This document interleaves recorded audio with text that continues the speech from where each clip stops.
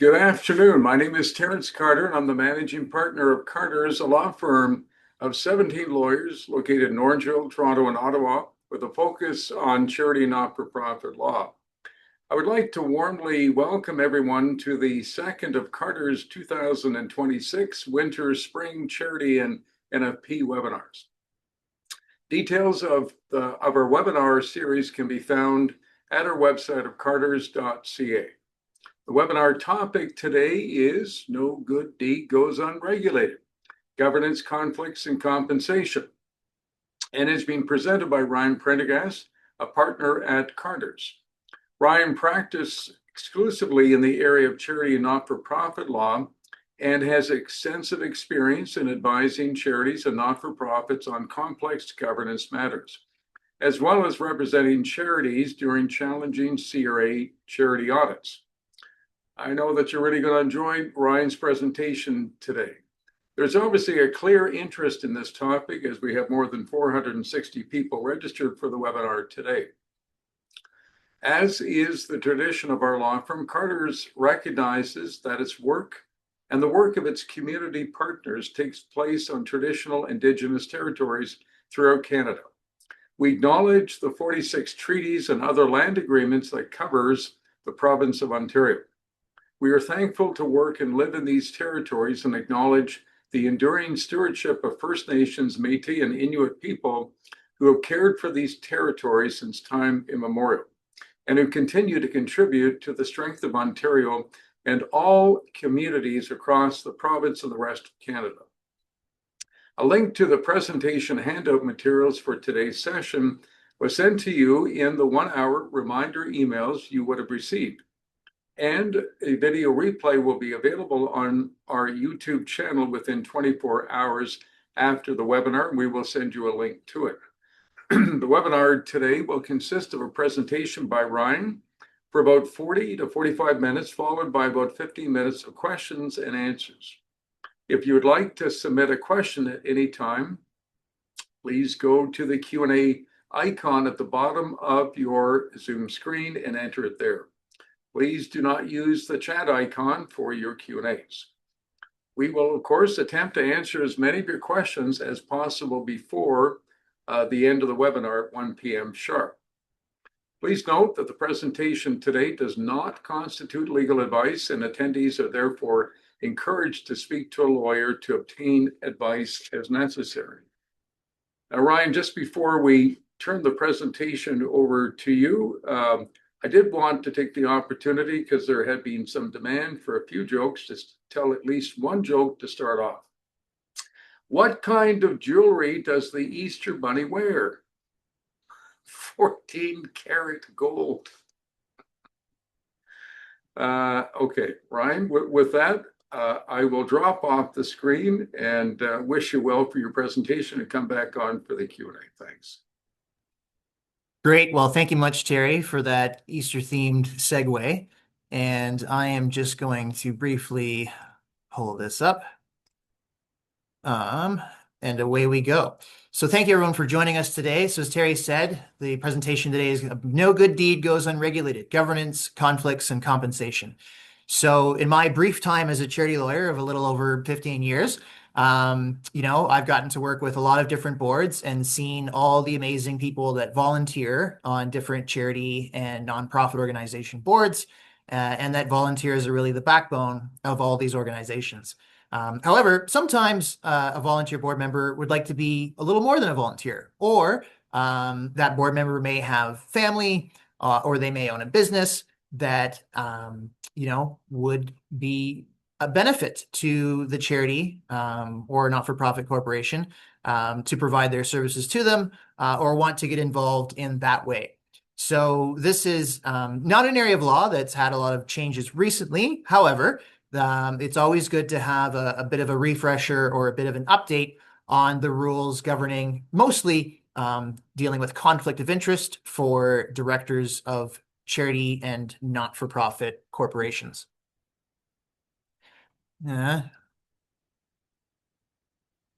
Okay, here we go. So just a quick overview of the presentation. So we're just going to do a little bit of table setting. First, we're going to be looking at conflicts for not-for-profit corporations. And so that's mostly dealing with, in Ontario, the Not-for-Profit Corporations Act 2010, sometimes called the ONCA or ONCA, together with the Federal Canada Not-for-Profit Corporations Act, which I might sometimes call the CNCA, and just dealing with the basic overview of those laws for conflict of interest for not-for-profit corporation directors. Then we're going to be looking at some specific rules that might apply in the instance where one of those not-for-profit corporations is tax exempt as either a registered charity or it may be a non-profit organization. So both organizations are tax exempt. Charities can, of course, issue receipts and have a host of other benefits, but there are a lot of organizations that also operate as nonprofit organizations or MPOs. Lastly, we're going to look at some special rules that apply to Ontario. I think Ontario is special. I'm a little bit biased because I live here, but we are going to be looking at the common law in Ontario, and we have a more active public guardian and trustee in applying that common law. So those will have some overrides or specific application for those provincially incorporated charities in Ontario or federally incorporated charities that are also operating in Ontario. Lastly, well, I'm sure what you're hoping to get today is a few practical tips to deal with, well, now that we know all these rules dealing with conflict of interest and all these different laws that we're supposed to be following, what should we as a board or an executive director or whatever position you occupy within your own charity or not-for-profit do in order to comply with these different rules and statutes. Okay, so a bit more table setting, but just as I said before, this presentation, we're mostly going to be looking at the conflict of interest rules that apply to Ontario not-for-profit corporations or those that are federally incorporated. So it's important to know which statute governs you. If you are from a charity or not-for-profit that's in another province, in most cases, these rules kind of apply in the same fashion across the board, but it's important to know, if you're incorporated, where you're incorporated, and knowing where you're incorporated, whether you're governed by the local, provincial, not-for-profit corporation statute, or if you are incorporated under the CNCA. So again, we're mostly going to be talking about those, but if you are in another province, you may want to get assistance from local counsel as they may be better equipped to know the rules that apply to not-for-profit corporations in that jurisdiction. There are many types of flavors that charities and not-for-profits come in, but particularly when it comes to charities, they're mostly either operating as an unincorporated association, so they don't have any separate legal personhood from the organization. They might be operating under a constitution or a similar document that sets out who's in charge, or they might be operating as a trust. So they might be trustees of a charitable trust. And so in those instances, there isn't necessarily a statute that's going to be applicable or provide a conflict of interest disclosure regime for the organization, but it's important to therefore look at the constitutional bylaws for the unincorporated association, or particularly for a trust, look at the trust document that's establishing that trust in order to know whether or not those address any disclosure requirements or whether or not those address any rules pertaining to conflict of interest. And for our public servant friends or for any friends that might be politically involved, and they also wear different hats on different boards, there are also federal and provincial laws that deal with conflict of interest for those particular office holders. And there are also municipal laws. For example, in Ontario, we have the Municipal Conflict of Interest Act. Sometimes those might have application if you are, operating as a charity, where there might be an overlap there. But for most of the time today, we're really just talking about good old basic corporate conflict of interest under a corporate statute, and in particular where the Income Tax Act or common law, especially in Ontario, has something else to say about that. So getting into conflict of interest for not-for-profit corporations. So again, we're mostly focused mainly on provincially incorporated and federally incorporated not-for-profits here in Ontario. So, you likely are already aware, but corporations, not-for-profit corporations, share capital corporations, they're not real. They are legal fictions. They exist only in the mind and on the paper that gives them their legal personhood. And so in that instance, when people volunteer to be directors of those organizations, the statutory law, the ONCA, the CNCA have codified the old common law that when you're operating as a director for a fake legal person, that you have a duty of loyalty to that person. So fiduciary duty comes from the old Latin fides for loyalty. We have other words like fidelity. So don't talk to me about your fiduciary duties. We're talking about fiduciary duties, dealing with wanting to make sure that if you are volunteering as a director of a charity or a nonprofit, that when you're there, you put your hat on as a director and you're asking yourself, what's in the best interests of the charity? So that fiduciary duty is to put the interests of the organization ahead of your own when you're volunteering as a director. So as a consequence, if you're a director, and in some cases, if you're an officer of an organization, you can't be put in a position where, you stand to gain materially, or there's an appearance of a potential conflict of interest between those best interests of that not-for-profit corporation, and your own.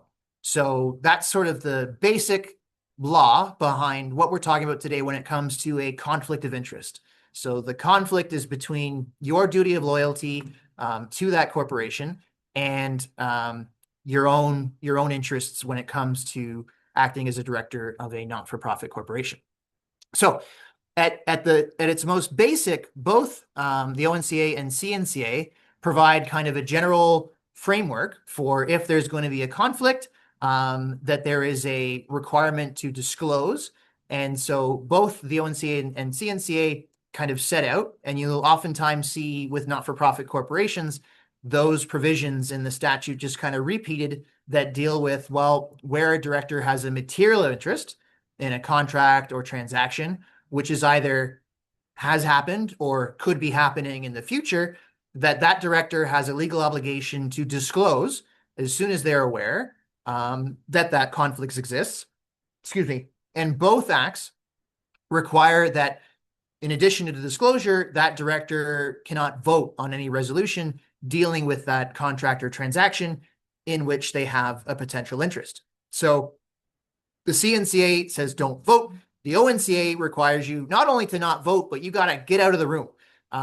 So in the ancient times before COVID, when boards mostly met around a table, it would be fairly easy to stand up and leave the room and not be part of the discussions where that conflict of interest is being discussed. In today, you might want to drop off the Zoom, drop off the Teams, whatever, but to not be part of that. So although the CNCA doesn't require that extra step that the ONCA has, it's a good idea, regardless of where you're incorporated or what legal form you're taking, that director, when they have a conflict, they should recuse themselves as a best practice from any discussions dealing with that conflicting contract or material. It's always important to note it in the minutes and make sure that there's a record of that disclosure being made. And there's also a process in the ONCA and CNCA where if the director has failed to disclose or hasn't brought up that conflict of interest and made the other board members aware of that the contract could be set aside. They might have to pay back the corporation any profits that they made from that. So there can be significant consequences where those statutory rules aren't followed.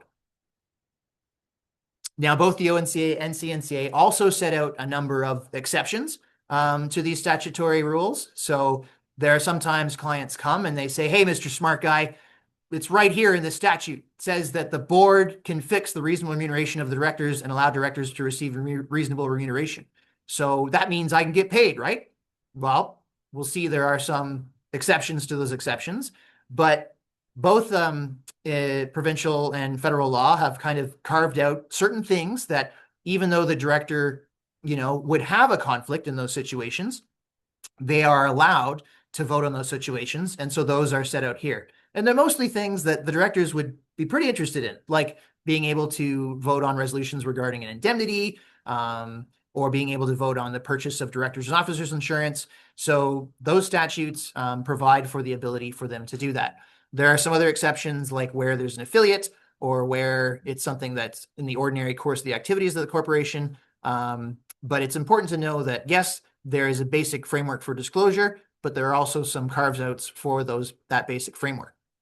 Then there are also exceptions to the exceptions.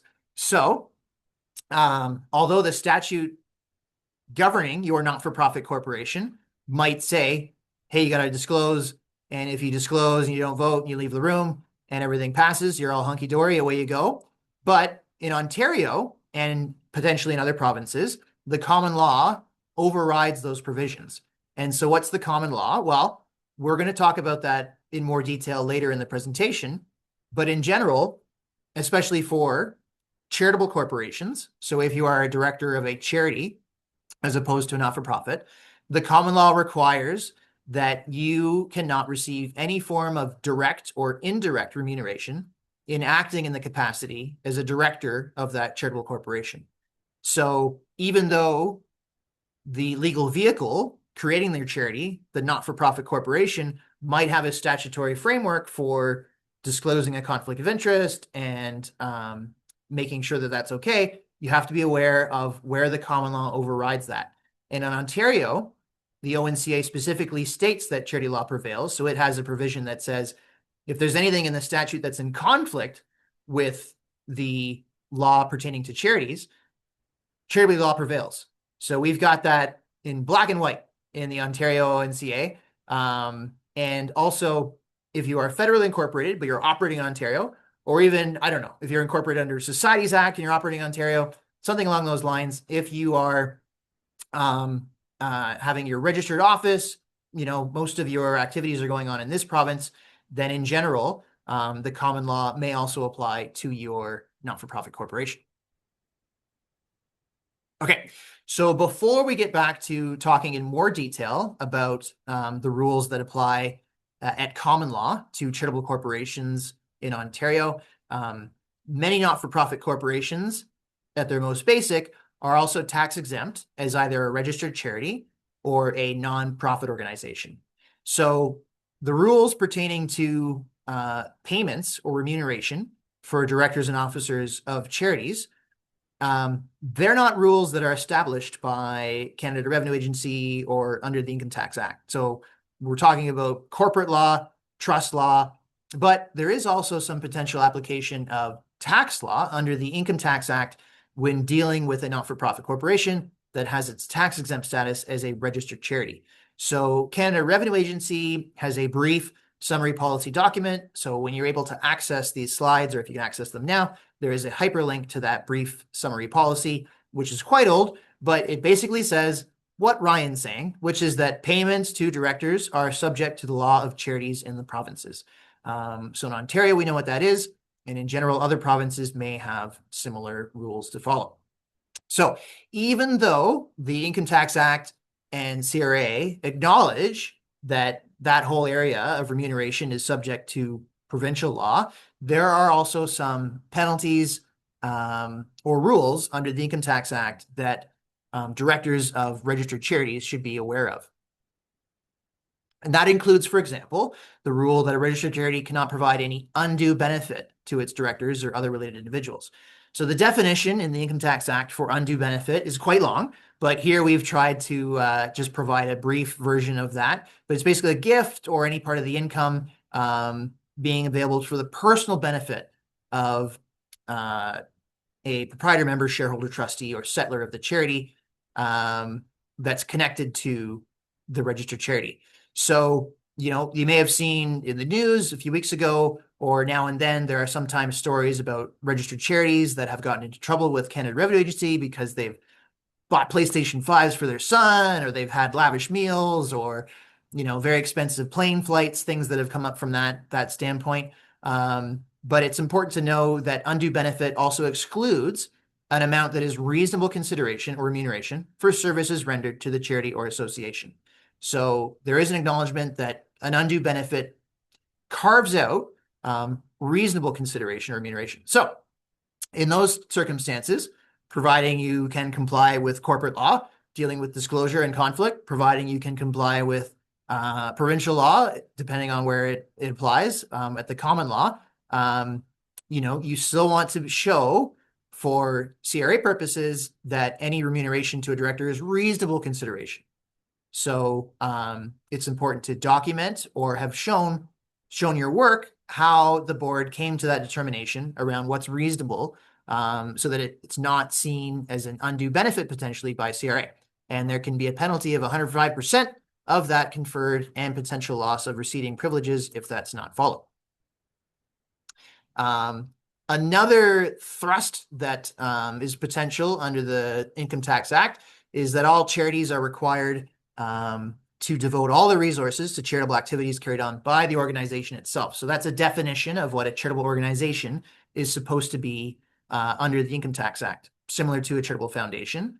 And so as a consequence, unreasonable compensation or other indirect benefits to directors could be a way for CRA to argue that actually you're not really set up for an exclusively charitable purpose anymore. You actually have a collateral, unstated charitable purpose to benefit these directors, to benefit these officers, because you have unreasonable compensation or other benefits that are being provided to them. So not only could that be seen as an undue benefit, it could also be seen as the charity no longer being able to meet the definition of what a registered charity is under the Act. And one final thrust that's related to that around the whole, the basis for a not-for-profit corporation being registered as a registered charity under the Income Tax Act is that at common law, it has what the law has seen to be exclusively charitable purposes. And so that means that that organization can't provide any private benefit.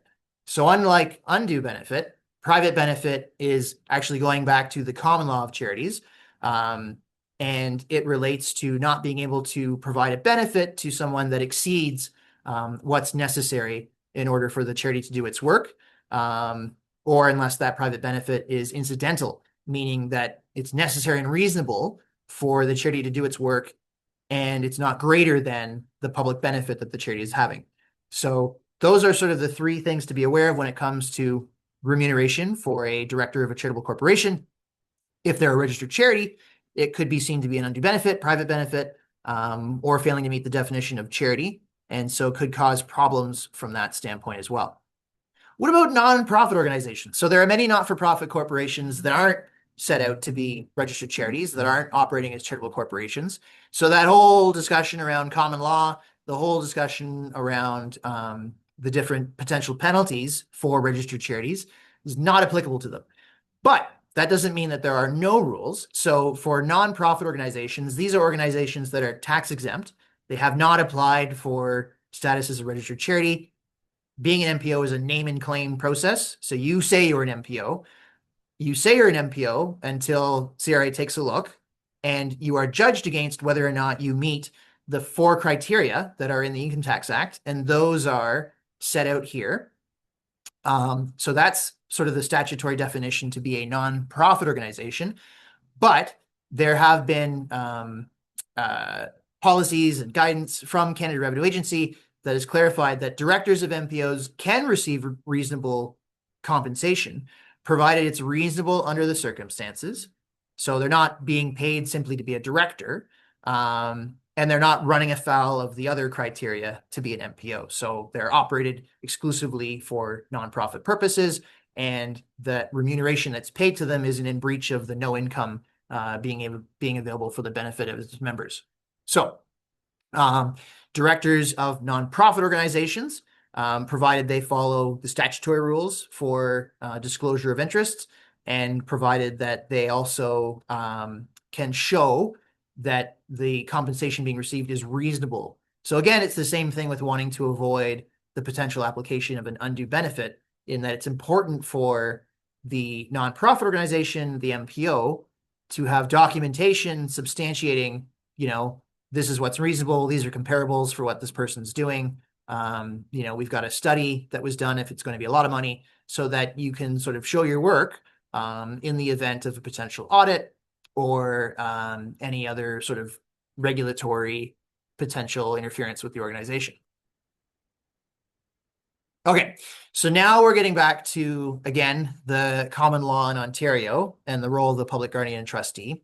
So, again, this is focused on Ontario. So if you're in another province, I apologize. But more or less, the common law duty for a director to act gratuitously, so to volunteer, is something that's found at common law in most common law jurisdictions. So this isn't going to be too different, other than that in Ontario, there's a fairly specialized legal framework dealing with this all. So as I said before, if you are wearing your hat as a director of a charitable corporation in Ontario, so we're talking about, again, charities and not-for-profit corporations, they can't receive any direct or indirect remuneration from the charity they are serving on. So that's the starting point. If you are a board member, you can't get paid as a board member, definitely, and you potentially can't get paid in any other capacity when acting as a director of a charity. So for a lot of religious organizations that sometimes come to us, they say, hey, the pastor's on the board. He's got to be on the board. The vicar's on the board. Our priest is on the board. They got to be voting directors. Those organizations are at risk of being offside the common law in Ontario if that's where they're operating. So there are, as again, with exceptions to the exceptions, there are some carve-outs for when directors of charitable corporations can get paid. And so the first is if it's authorized by statute. So there's a law that says it's okay. So for example, the Public Hospitals Act in Ontario specifically provides for paid staff being allowed to sit as directors, such as administrator or chief of staff. So there's a carve out there. Maybe your organization is incorporated not under the Ontario Not-for-Profit Corporations Act, but under special act. Maybe you're a university that has a special act, different kind of organization. Maybe your religious denomination has been incorporated by special act. So it's important to look at those statutes as well to see if there's any potential authorization for payment for individuals acting as directors on the board. The other carve out is you can go to court. Why court? Why would a judge say it's okay? Well, under our Constitution, the Attorney General in each province has the jurisdiction over charitable property. So not an organization's ability to issue receipts or anything related to the Income Tax Act, but just charitable property is subject to the parens patriae jurisdiction of the province. So you can go to open court and say, please, court, can this individual receive payment, or can someone connected to them receive payment in some way that's going to benefit the charity? It could be a long, expensive process. There's also a simplified version of that, which is getting a consent order under the Charities Accounting Act. The Charities Accounting Act is not about accountants for charities. The Charities Accounting Act is about charities accounting for charitable property that they have, and is approved by the Public Guardian and Trustee, which is part of the Ministry of the Attorney General. So the PGT in Ontario has their charitable property program that can receive these applications under Section 13 of the Charities Accounting Act for approval for payment to a board member where there is a conflict of interest arising from that. Then more recently, in 2018, which is not too recent, but it's still recent to me, there were amendments made or a regulation added to the Charities Accounting Act, which is meant to be, a Section 13 order is like a self-help kind of step that you can take by going to the Public Guardian Trustee and avoiding the whole rigmarole of open court. The regulation is a further self-help step where you can cut out the PGT entirely and have the board approve compensation or remuneration for directors of charitable corporations, provided they can fit within what's allowable under that regulation under the Charities Accounting Act. So that's sort of the basics of the common law in Ontario. The basic rule is can't get paid. You are a volunteer.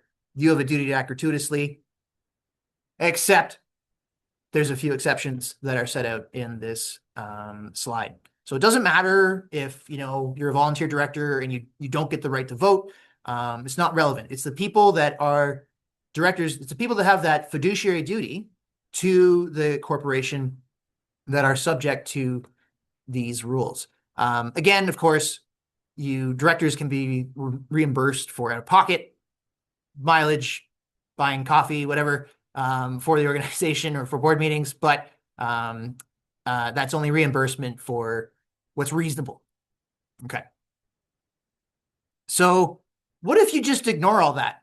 Well, there is the potential for a director to have been found to breach their fiduciary duty So they put the interests of themselves ahead of the interests of the charitable corporation, and they can be personally liable for any payments they received and have to repay the charity.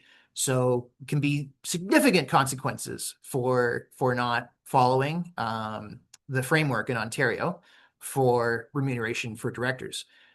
And so you want to avoid that. And so again, briefly, you can apply for a Section 13 order, and there is a policy from the PGT that is linked on this slide concerning how you would go about doing that. But the main thing is that the basics for that application are, you as a director, you have to put the best interests of the charity ahead of your own. So when applying for a Section 13 order, you want to show how it's in the best interests of the charity for that remuneration or for that contract or for that transaction to occur. So, some things that might be considered are directors are doing it below market. They want to be more than a volunteer, but they don't want to make full freight from what they'd normally charge if they were doing it in the private sector. Or you've got a board member that's got a real niche expertise that you're not just going to find out there. And so it would be in the best interest of the charity that we've got a ready-made expert that can help with this particular situation. So it's important to show, this Section 13 order is going to be a win-win for the charity and for that board member, and that there's been a process established to make sure that you can minimize any potential conflict arising from those payments. So if you don't need to go to court, you don't need to do a Section 13 order. As I said, there is also the regulation under the Charities Accounting Act. And so there's also a guidance document that's available for that from the PGT, which is linked in this PowerPoint. And it's important to note one big difference between the Section 13 order and doing sort of, your own approval under the regulation with the Charities Accounting Act is that the Charities Accounting Act is really only talking about corporations. So if you are a director, of a charitable corporation, great. Let's go look at the regulation and see if this is an issue that can be solved by the regulation.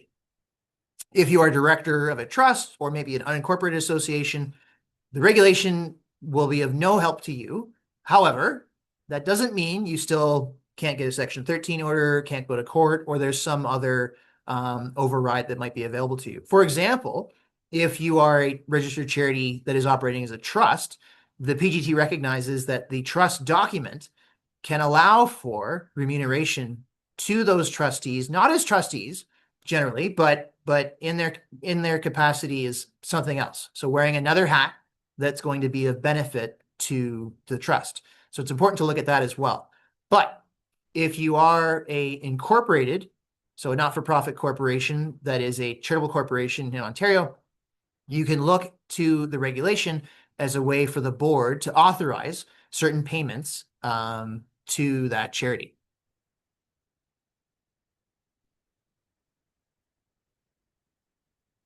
Okay, so it's not also just about authorizing payments to directors, but it could also be about authorizing payments to that board member's family or a company that board member owns, or a whole web of different connections that can come up between a potentially conflicted director and the not-for-profit corporation.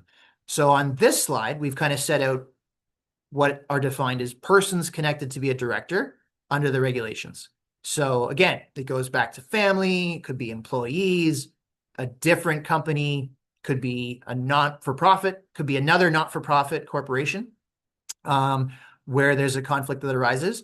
So I'm not going to go through all these, but this is an area where, you want to see if there is a proposed contract or transaction that's going on, whether or not a director themselves is conflicted or whether or not it involves a person that's connected to them. So the regulation is not a complete cure-all for where this issue comes up. So there are certain payments that the regulation specifically says you cannot authorize under the regulation. And that includes, so we're going to go at basic, you cannot be remunerated in acting as a director. So the regulation is of no help in trying to authorize that. You can also not use the regulation for having someone acting as an employee of the charity while they're also a director. So, if a director wants to wear their hat as a consultant, they're going to be a consulting detective and provide some help to the organization, then that's fine. But if they're going to stick around as an employee while they're also on the board, not helpful. And then there are also certain kinds of payments that are ripe for fraud or abuse, or potentially not in the best interest of the charity. And that can include payments to board members or connected persons for fundraising services or for the purchase and sale of real property. So if you're a great realtor and you want to help that charity, unfortunately, you can't wear your hat in that capacity. Or if you're going to be dealing with, trying to go out and get fundraising, that's not going to be of assistance in this area as well. Okay, so just as with the Section 13 order, the PGT would be looking at, is this contract or transaction going to be in the best interest of the charity? Under the regulation, the board also has to look at the same thing and making sure that any remuneration or any sort of transaction that's going to involve a conflicted director or someone connected to them, that it's in the best interests. Again, that it's going back to reasonable. So same with the application of the Income Tax Act dealing with, unreasonable undue benefits or unreasonable payments to directors of nonprofit organizations. Again, the board wants to make sure that there's evidence or documentation that can demonstrate that any amount being paid is going to be reasonable. And again, it can't put the charity into a situation where it's going to be bankrupt. So most organizations aren't going to use the regulation to do that, but there are some additional considerations that are set out in the regulation when board members want to look at that potential authorization. So steps to be taken. So again, this is showing your work. So this is wanting to make sure that if a board is going to use the regulation for the benefit of the charitable corporation, that all the directors have signed off on what would be the maximum amount, and that any connected person has also signed off on that potential payment, and wanting to make sure that if the board has come to an agreement around what the purchase price should be, what the hourly rate should be for that individual, that it's not going to exceed that amount. And that also every director or connected person wants to sign off that the payment is being made in accordance with the requirements of the regulation. So what does that mean? That means you have to know what the regulation says. So it's not enough to just know that there's a regulation out there that board can say, yeah, we're going to pay Joe to rent his office so we can have our board meetings there. It's, what are the requirements in that regulation, and have we fulfilled all those, together with any additional requirements in the guidance. So if you're going to try to make use of the regulation without help from your friendly neighborhood lawyer, then you may want to also look at the guidance that was linked in the previous slide, dealing with the regulation. So there are other requirements that also apply. It must be at least 4 directors. So if you got a small board of just 3 people, you're out of luck. The persons that are going to be taking the benefit of the regulation can't exceed 20% of the number of the directors on the board. And again, just as statutory law for not-for-profit corporations requires the conflicted person to recuse themselves, the regulation also requires that the director must not attend, participate, or vote on anything dealing with a proposed payment under the regulations.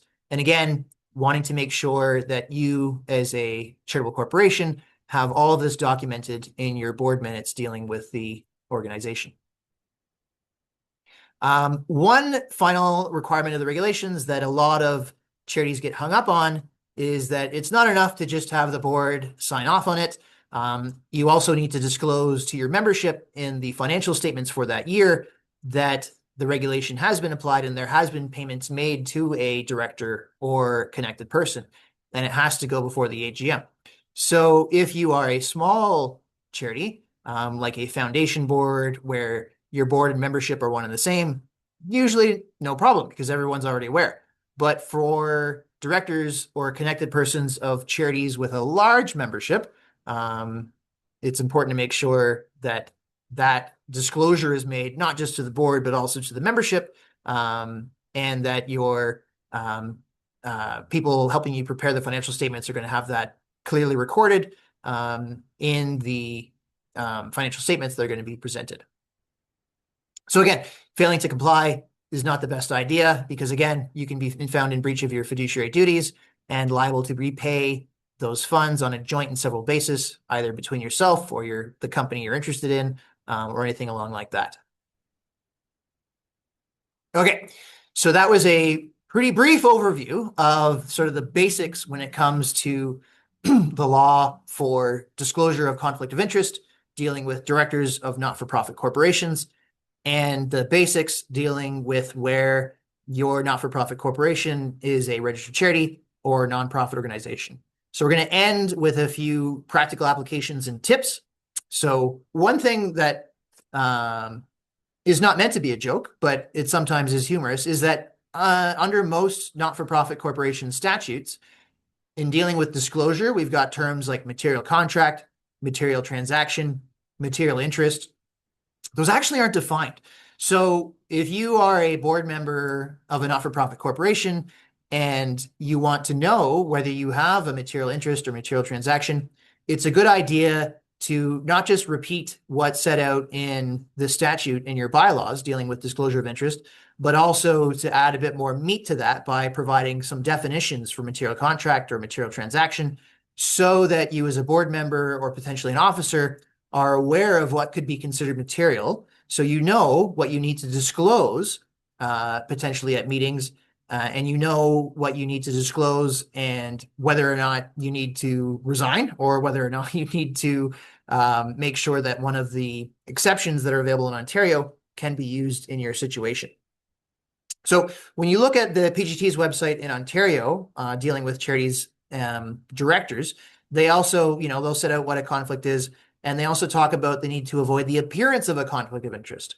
So, when you are a volunteer dealing with charitable property as a volunteer director, it's important to know that, you don't just want to avoid conflicts, you want to avoid the appearance of a conflict. Because you don't, as we always say, you don't want to be on the cover of the Toronto Star, the cover of the Globe and Mail, dealing with potential conflict situations that are coming to light for your organization.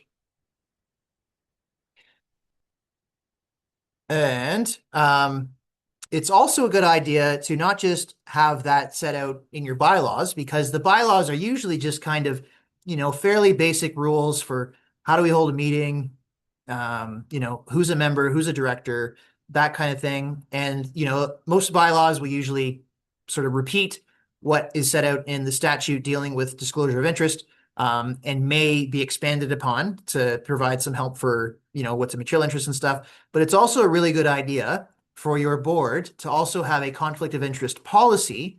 And this applies whether you're a charity or if you're a nonprofit organization, to have a policy that will further sort of outline, what these definitions mean, what the process should be, so that if it comes to light that a board member has an actual or a possible or even a perceived conflict of interest, that they know the steps they need to take as a board member, and that the board as a whole knows what it needs to do to help go through the whole process of dealing with that disclosure and what needs to come after that. So this isn't a legal necessity, and neither is having a conflict of interest policy, but it's usually also a good idea in practice to have, in addition to the policy, having an annual or standard form of disclosure that new board members will fill out when they come on the board, or that board members do on an annual basis, where they can set out, any potential conflicts of interest they may have with the organization in wearing their hat as a director, in trying to put the best interests of the charity or not-for-profit ahead of their own, so that the whole board is aware. And if those conflicts of interest are going to be problems, they can be dealt with, as necessary when things come up during the meeting. So there can also be difficulty involving where a board member has dual loyalties. So this isn't necessarily as much black and white law as it is when it comes to being remunerated as director or things along those lines. But there are many times where, a volunteer board member might be on, for example, a hospital board, but also on the hospital foundation board, or you as a director might be a board member for a provincial chapter or a municipal chapter of a larger federation of associations or things along those lines. So there can be times where what's in the best interest of the one board you're sitting on could conflict with what's in the best interest of the other board you're sitting on. And so this is always a delicate balancing act for directors that find themselves in that position. And so it's good to have a conflict of interest policy that can help identify those. And even though they may not be inherent conflicts of interest where, you as a board member can't continue to act anymore, it's still, a potential perceived conflict of interest. And so it's important to have a policy that can help identify those situations where, for example, the foundation wants to make a large gift that's got a lot of strings attached to it, to the operating charity, or there's something that's sort of creating this conflict between the dual loyalties that they owe to the different not-for-profit corporations. Lastly, a lot of boards have as a standard practice an in-camera session or using in-camera sessions where conflict of interest situations could arise.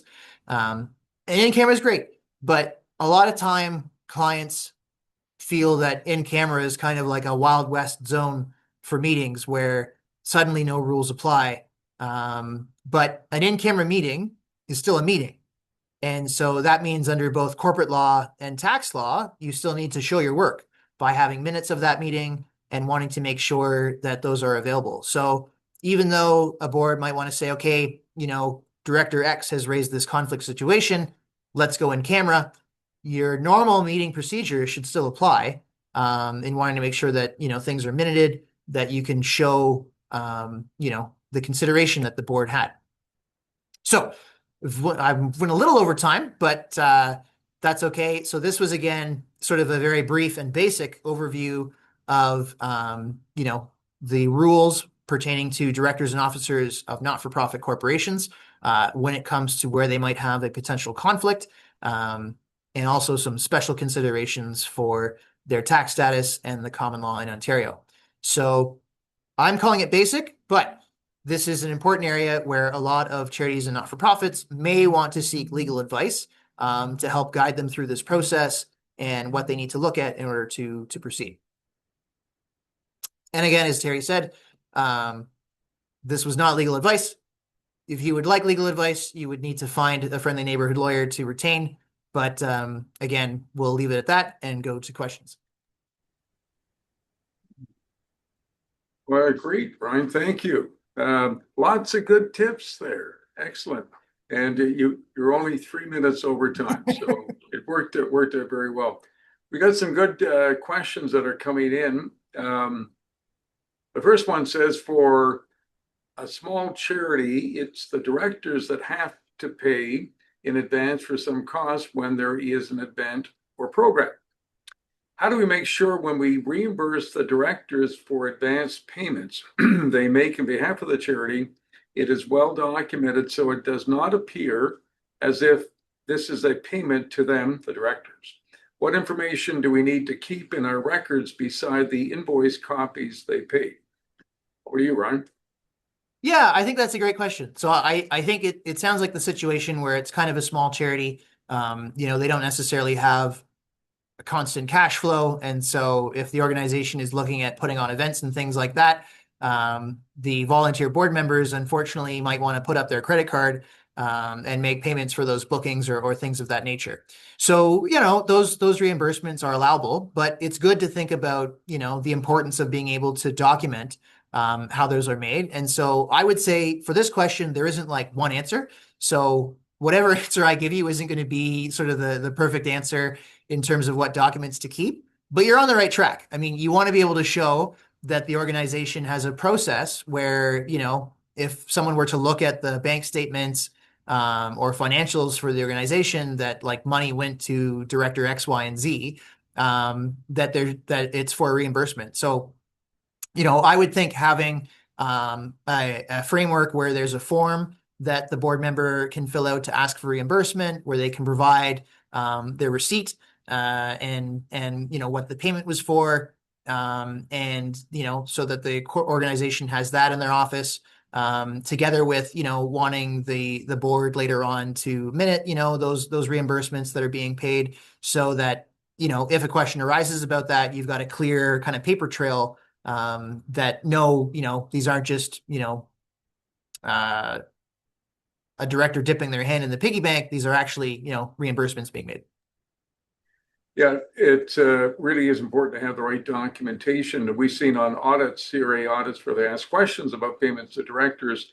It's incumbent upon the charity to prove that it's not a payment for a personal benefit over to the directors. So thanks for that, Brian. Next question is, if the board director resigned from the board, can that person be hired by the charity as an executive director of the organization in a paid position?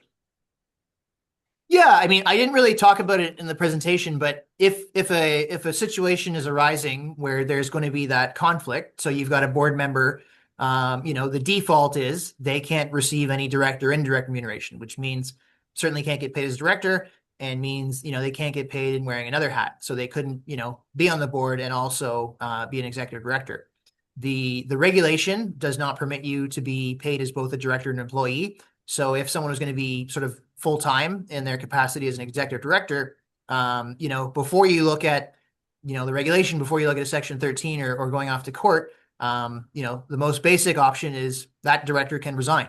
So if you've got that individual that has resigned from the board, they no longer have that duty of loyalty, they're no longer a fiduciary to the corporation, then them acting as an employee is no longer a conflict, and so they should be able to continue to be an employee as an executive director. And we can, also build within the bylaw, I think, Ryan, the ability of that staff person to be present, participate at board meetings, but Right. they just don't vote. So there's ways to be able to get their input even at the board level. Yeah.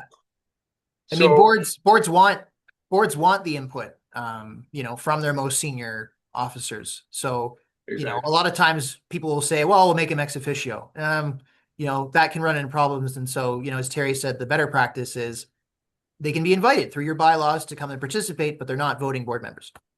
Do you want to maybe explain, Brian, what ex officio means, just for some of the audience that might not know that?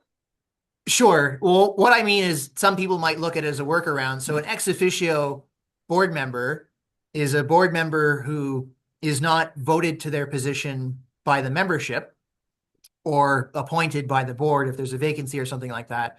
An ex officio director is someone who gets the honor of wearing a bullseye as a board member for the organization because they have a particular office position. So sometimes you might say, if you've got a relationship between two charities, the person that's the CEO of one is an ex officio director of the other. And so they get to attend. Or you might say, well, we're going to say the person who's an executive director, because they have that office, they are ex officio a director. But an ex officio director is not like some lower level of director. An ex officio director is still a director. So they still have a fiduciary duty to the corporation. So it's not really a fix in that circumstance. Okay, good. Thanks, Rick. Lots of questions here. Next one is, in Ontario, can a church treasurer be paid an honorarium if they are part of the official board as the treasurer?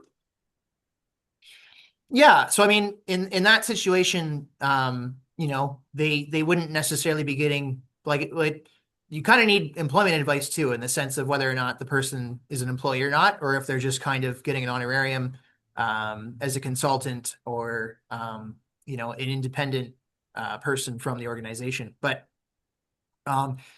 if someone is acting as the treasurer, they're not necessarily acting as a director.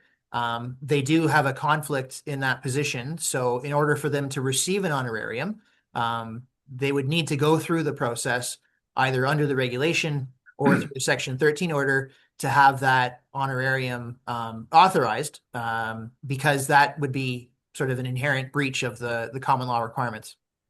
Yeah, and just to clarify on this question, the treasurer is part of the board of the directors. The Right. treasurers don't always have to be, but in this situation, that was the question. Okay, next, how about expense reimbursement for actions by a director in service of the organization? For example, if a board member meets at a restaurant with a donor on behalf of the organization and pays for the meal, or is asked to attend an out-of-province board retreat, are expense reimbursements to directors appropriate in these circumstances, providing the amounts are reasonable? Yeah, I mean, I do think you're getting into a bit of a challenging area, where is, getting meeting with a donor at Tim Hortons, might not be on the same level of meeting with a donor at the keg or, a very expensive restaurant. So you don't want to suddenly use that as a hook to allow an individual to be reimbursed for, things that would be seen as quite lavish. So I think, it's important as a director, you ask yourself if these sort of payments came to light, would the public see that as something that's in the best interest of the charity, or, something that's providing a public benefit? Or, are they going to see this as, people on the board having a lavish lifestyle that's sort of, bankrolled by what an organization that's meant to be a charity? So I think, there are expenses that can be justified, but it's important to have, a clear policy that will outline those in terms of what's allowable and what's not. In other words, going to a Michelin-rated restaurant is not a great idea. Right. Okay, thanks, Ryan. Next is if the board agrees to a course of action by majority vote of the board, but the chairperson is in disagreement, what is the responsibility of the chair to act upon the decision of the board? So, really dealing with a conflict situation and within the board itself, right? Well, so boards make decisions as a whole. Boards don't make decisions, based on what one board member thinks or doesn't think.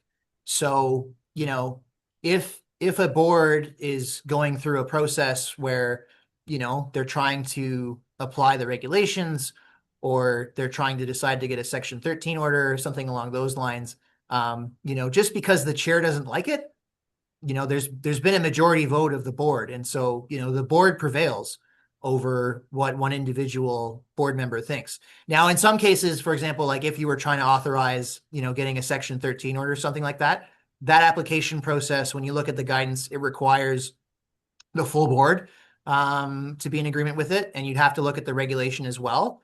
But if the question is, what if the chair doesn't like it? Well, it doesn't matter. But if you are trying to make use of the regulation, or make use of applying for a Section 13 order, like those in general require the full board to agree. So it doesn't matter if the chair or not. If you've got board members that aren't on side, then you can't necessarily make use of those sort of self-help remedies.